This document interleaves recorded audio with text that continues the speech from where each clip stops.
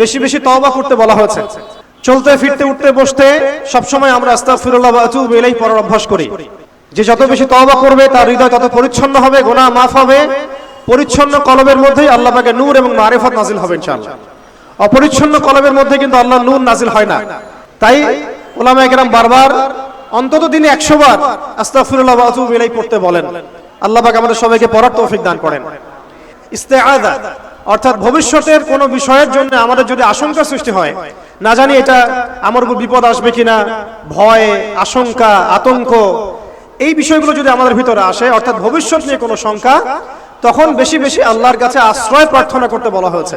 পড়তে বলা হয়েছে আউযু বিল্লাহ, আউযু বিল্লাহ, অথবা আউযু বিকালিমাতিল্লাহি তাম্মাতি মিন শাররি মা খালাক, অথবা আউযু বিল্লাহি মিনাশ শাইতানির রাজীম, আউযু বিল্লাহিস সামিউল আলীম মিনাশ শাইতানির রাজীম মিন নাফখিহি ওয়া নাফসিহি ওয়া হামজিহি।